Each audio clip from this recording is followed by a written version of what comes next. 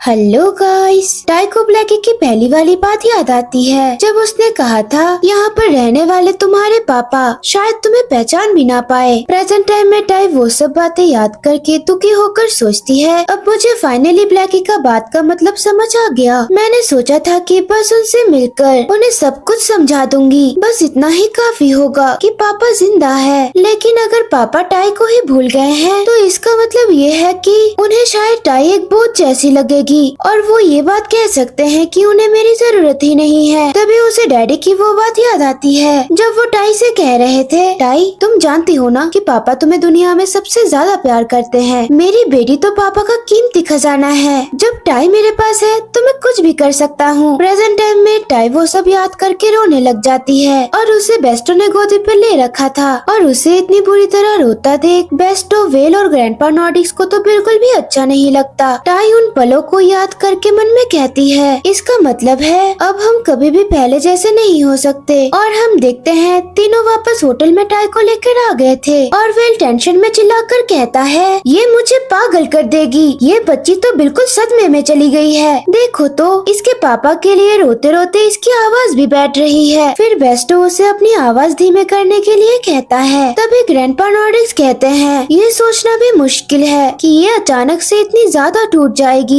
बेचारी बच्ची। उसके बाद वेल कहता है, कितनी बेवकूफ बच्ची है, क्वीन ऑफ डेथ होकर भी अपने पापा को देखने के लिए इतना रो रही है। फिर ओल्ड मैन नॉर्डिक्स उन्हें कहते हैं, तो क्या तुम लोगों को ल्यूमिनन फैमिली के बारे में कोई खबर मिली? जिसके जवाब में वेल उससे कहता है, वो लोग कह रहे थे कि चारों यंग लॉर्ड में से किसी को भी हाल ही में कोई बच्चा नहीं हुआ। हालांकि फैमिली हेड सबसे ज्यादा सस्पिशियस लगते हैं। जो सुनकर बेस्टो अपनी पॉइंट रखकर कहता है, लेकिन क्या ड्यूक को ज्यादा बड़ा नहीं है एक बच्चे के लिए? लेकिन कुछ बातें मुझे परेशान कर रही है। टाई ने सिर्फ कहा था वो सिर्फ अपने पापा के साथ रहती है, लेकिन ड्यूक ल्यूमिनन तो कभी भी अपने लोगों के नजरों से गायब नहीं हुए। वैसे भी वैलेंटिस ल्यूमिनन इस समय मैजिक स्टोन कंपेरिजन में हिस्सा ले रहे हैं, तो वो महीनों तक बैटलफील्ड में बिजी रहते हैं। तभी वेल कहता है, और टाई ने ये भी कहा था कि वो उसे याद नहीं कर पा रहा क्योंकि उन पर यादें मिटाने वाला मैजिक किया गया था। लेकिन पूरे एम्पायर में ऐसा कौन होगा जो ल्यूमिनन फैमिली के हेड के यादों के साथ छेड़छाड़ करने की हिम्मत करे? इस हिसाब से मुझे नहीं लगता है कि हमें अंधे विश्वास के साथ मान लेना चाहिए कि उसके पिता वही सबसे शक्तिशाली होली नाइट है। और ये सब डिस्कस करते करते उन लोगों का दिमाग खराब होने लग जाता है। उसके बाद ग्रैंडपा नॉर्डिक्स कहते हैं, जो भी हो मुझे नहीं लगता कि हमें बस इस चीज पे कायम रहना चाहिए कि बच्ची का पिता स्ट्रॉन्गेस्ट होली नाइट है। तभी वेल कहता है, मुझे तो लगता है कि किम युंगसू भी उसका दूसरा नाम है। जो सुनकर ग्रैंडपा नॉर्डिक्स कहते हैं, बच्ची बहुत तेज है, मुझे यकीन है कि वो झूठ नहीं बोल रही। लेकिन ये भी सच है कि हमारे पास कोई इंफॉर्मेशन या पक्का सबूत नहीं है। जब बच्ची थोड़ी शांत हो जाए तब हम उससे उसके डैड के बारे में और डिटेल से पूछेंगे। फिर बेस्टो सैड होकर कुछ देर पहले के बारे में याद करते हैं जब वो बहुत ज्यादा रो रही थी। उसके बाद वेल अचानक से ये कहता है कि लेकिन तुम जानते हो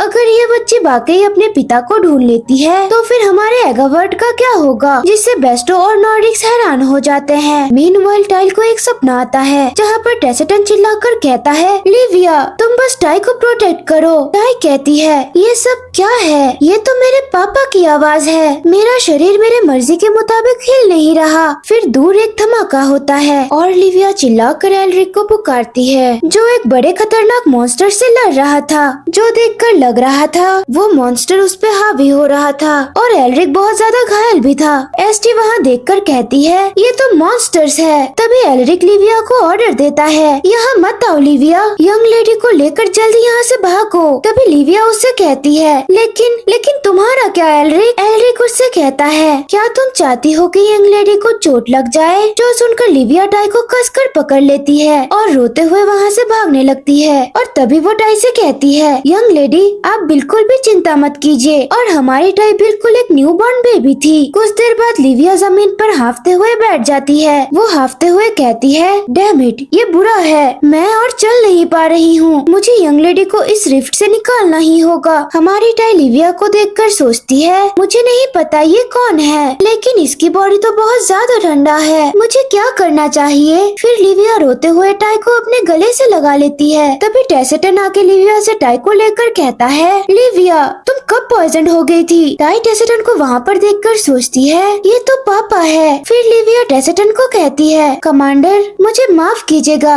मैंने वादा किया था कि मैं जिम्मेदारी लूंगी। फिर ये कहकर वो जमीन पर गिर जाती है। तभी लिविया कहती है, क्या एल्रिक भी मारा गया, जिसके जवाब में टेसेटन कुछ भी नहीं कह पाता। फिर लिविया कहती है, सब ठीक है, हमारी चिंता मत कीजिए, बस यहाँ से निकल जाइए। सच कहूँ तो ये काफी अमेजिंग बात है कि मैं यहाँ तक आ सकी। जो पहले पिछले गली में सुअरों का गला काटता था, वही कमांडर के साथ बैटलफील्ड में लड़ता रहा। सिर्फ मैं ही नहीं, सबने शायद ऐसा ही महसूस किया होगा कैप्टन। बेस्टो, एल्रिक, विक्टर, सब लोग। मैं सच में यंग लेडी को चलते हुए देखना चाहती थी। यंग लेडी प्लीज हमेशा हेल्दी रहिएगा और कमांडर के साथ बहुत मुस्कुराइएगा हमेशा। और ये कहकर लिविया ने अपना दम तोड़ दिया था। उसके बाद टेसेटन वहाँ से टाई को लेकर उठता है और आगे बढ़ते हुए टाई को कहता है, सब ठीक है टाई, सब ठीक है, हम यहाँ से बाहर निकल जाएंगे। जब हम बाहर निकल जाएंगे ना, तब सब कुछ ठीक हो जाएगा। और हम देखते हैं टेसेटन के सामने डरावने मॉन्स्टर्स की पूरी टोली थी। तभी टाई वो नजारा देखकर बोली, हर तरफ मॉन्स्टर्स है। नहीं,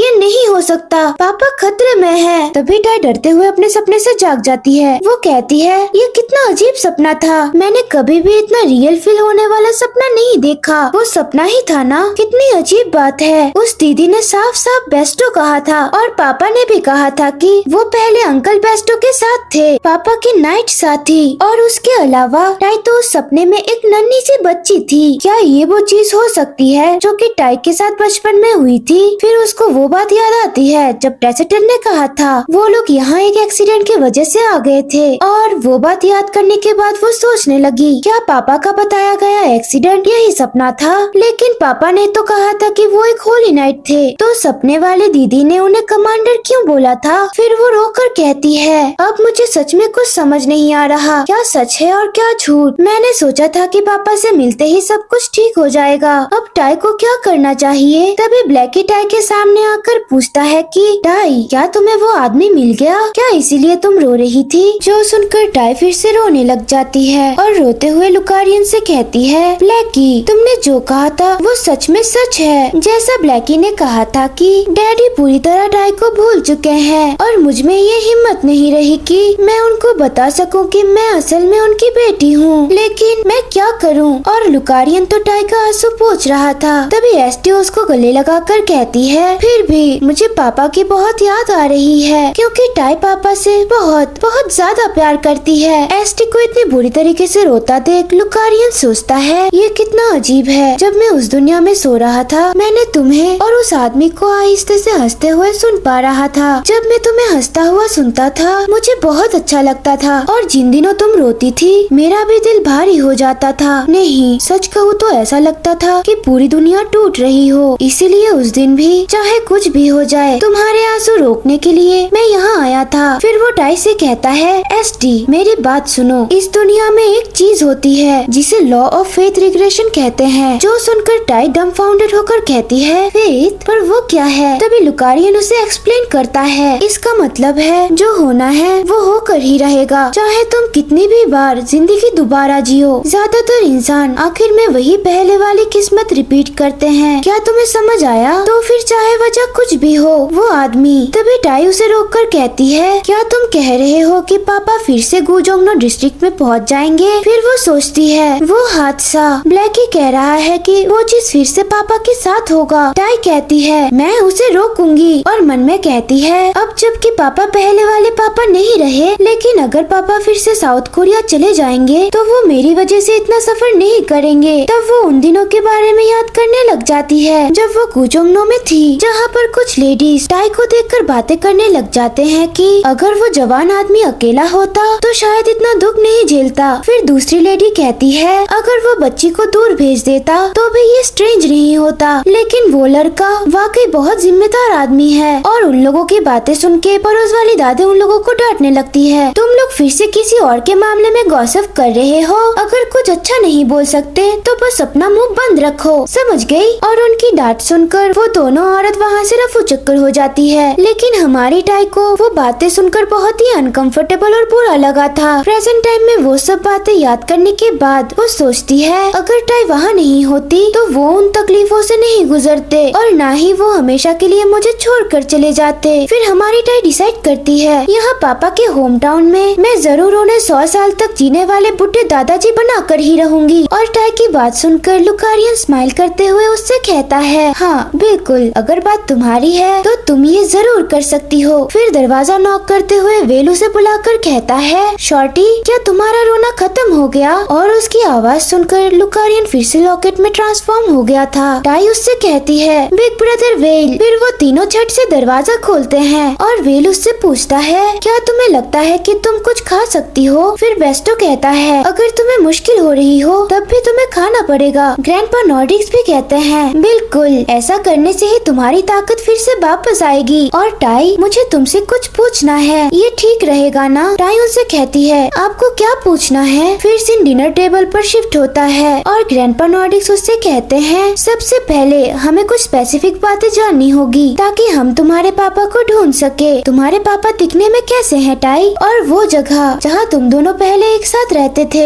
जो सुनकर टाई कहती है क्यों, वो क्यों चाहिए? जिसके जवाब में बेस्टो उससे कहता है हम तुम्हारे पापा को ढूंढना चाहते हैं लेकिन हमारे पास जानकारी की कमी है। फिर टाई शॉक होकर बोली क्या कहा? पापा की इंफॉर्मेशन की कमी? और मन में कहती है अब सोचती हूँ तो मैंने सिर्फ उन्हें पापा का नाम ही बताया था। फिर टाई उन्हें कहती है एक्चुअली में टाई पापा के साथ गुजोंगनो डिस्ट्रिक्ट पे रहती थी और गुजोंगनो का नाम सुनकर वो तीनों कुछ प्रोसेस नहीं कर पाते। फिर वेल कंफ्यूज होकर कहता है क्या कहा, ये कैसी जगह है? तभी बेस्टो कहता है टाई क्या कहा तुमने? गुजोंगनो डिस्ट्रिक्ट? और ओल्ड मैन नॉर्डिक्स को तो कुछ समझ ही नहीं आ रहा था। तभी टाई कहती है हाँ mister Bairstow, big brother well और ग्रैंडपा नॉर्डिक्स उस जगह को नहीं जानते। गुजोंगनो में फेमस प्लेस है और एक जगह में तो बहुत सारे पपीज भी होते हैं। वहाँ उस सुपरमार्केट के ट्विस्टेड डोनट बहुत ही ज्यादा टेस्टी होते हैं और पुराने स्टाइल का फ्राइड चिकन भी बहुत ही यमी होता है। तो पापा एक बहुत ही स्ट्रॉन्ग होली नाइट थे लेकिन अचानक वो मेरे साथ साउथ कोरिया चले गए। और ये भी देखिए ये मेरा बैग है, यहाँ पर लिखा है हैंडमेड किंडरगार्टन। इस बैग को लेकर मैं गुजोंगनो में किंडरगार्टन में जाती थी। जो सुनकर बेस्टो शॉक होकर कहता है तो वो कोई डिजाइन नहीं था बल्कि लेटर्स थे। उसके बाद वेल कहता है ग्रैंडपा नॉर्डिक्स बिल्कुल सही कह रहे थे, लगता है ये सच बोल रही है। लेकिन जितना ज्यादा मैं सुन रहा हूँ उतना ही सब कुछ उलझता जा रहा है। और वेल की बातें सुनकर टाई कहती है टाई झूठ नहीं बोल रही। जिसके जवाब में वेल कहता है हाँ मैं वही कह रहा हूँ। ठीक है तो हम इसी तरीके से फिलहाल आगे बढ़ेंगे। चलो कैप्टन चलते हैं और होली नाइट हेडक्वार्टर्स जाके देखते हैं। तुम्हें यकीन है ना कि तुम्हारे पापा यहीं पर है और गुजोंगनो में नहीं है ना? जिसके जवाब में टाई कहती है हाँ मुझे पक्का पता है, मेरे पापा यही है। और मन में कहती है क्योंकि मैंने उन्हें कुछ देर पहले ही देखा था। फिर वेल थोड़ा सीरियस होकर उससे कहता है तो शॉर्टी अगर तुम्हें तुम्हारे पापा मिल गए तो क्या तुम मेगावर्ड मर्सनरी ग्रुप छोड़ दोगी? जो एकदम से सुनकर वो थोड़ा हैरान हो जाती है। तब हम कुछ देर पहले का सीन देखते हैं जब वेल बेस्टो और ग्रैंडपा नॉर्डिक से कह रहा था कि मैं ये कहना चाहता हूँ कि अगर शॉर्टी को अपने पापा मिल गए तो क्या मेगावर्ड मर्सनरी ग्रुप बिखर जाएगी? जिसके जवाब में बेस्टो कहता है हाँ मतलब ऐसा होने का हाई चांस तो है। और मन में सोचता है उसके बाद मेरा ख्याल है कि मैं फिर से एक भटकते हुए मर्सिनरी की जिंदगी जीने लगूंगा। तब बेस्टो ग्रैंडपा नॉर्डिक्स से पूछते हैं नॉर्डिक्स अब क्या करेंगे? जिसके जवाब में वो कहते हैं मैं असल में मर्सिनरी बनना ही नहीं चाहता था, इसीलिए शायद मैं टबरना इलाके के गेट में वापस चला जाऊंगा। तभी वेल कहता है मैं ये मंजूर नहीं कर सकता। उसके पापा को ढूंढना और शॉर्टी का कैप्टन रहना ये दोनों अलग बात है। अगर वो कहती है कि मर भी जाए तो पापा से अलग नहीं होगी तो हम उसके पापा से कह देंगे कि वो भी एवेगर्ड मर्सिनरी में शामिल हो जाए। फिर वो मन में कहता है मैं ये मौका खोना नहीं चाहता। फिर वो उनसे कहता है मैं चुटकी से काम करने को नहीं कह रहा। तुम्हें लगता है कि डार्क मेजिस कोई आम बात है? वो सिर्फ मौजूद रह के ही एक लेजेंड बन चुकी है। अगर चुटकी हमारी कैप्टन बनी रहे तो हम मर्सिनरी कॉर्प्स को और बढ़ा सकते हैं और शायद नंबर रैंक तक भी पहुंच सकते हैं। फिर तो बच्ची और उसके पापा की रक्षा करना और भी ज्यादा आसान हो जाएगा, है ना? फिर बेस्टो कहता है तुम्हारी बात में दम है लेकिन इतना आसान नहीं। सबसे बड़ी बात मर्सिनरी का काम खतरनाक हक होता है। अगर मैं उस बच्ची का पिता होता तो मैं इसके खिलाफ होता। तभी वेल मन में कहता है, मुझे पता है, मुझे सब पता है, लेकिन मुझे एवोगेट मर्सिनरी की जरूरत है जहाँ पर क्वीन ऑफ डेथ है, क्योंकि मैं दोबारा पहले की तरह बेकार बन के नहीं जीना चाहता। तभी प्रेजेंट टाइम में टाई उससे कहती है, टाई एगावर्ट मर्सिनरी गिल्ड नहीं छोड़ेगी, और मन में कहती है अगर टाई चाहती है कि पापा 100 साल तक जिए तो क्वीन ऑफ डेथ वाली टाई की एगावर्ट मर्सिनरी को पापा को ढूंढना होगा और उन्हें प्रोटेक्ट भी करना होगा। उसके बाद टाई डिसाइड कर लेती है अब टाई पापा पर निर्भर रहना छोड़कर इंडिपेंडेंट बनेगी। गाइस, आज के लिए बस इतना ही। मिलते हैं इसके नेक्स्ट एपिसोड में। Let me know your thoughts in the comment section below and yeah do like, subscribe and share this video with your friends.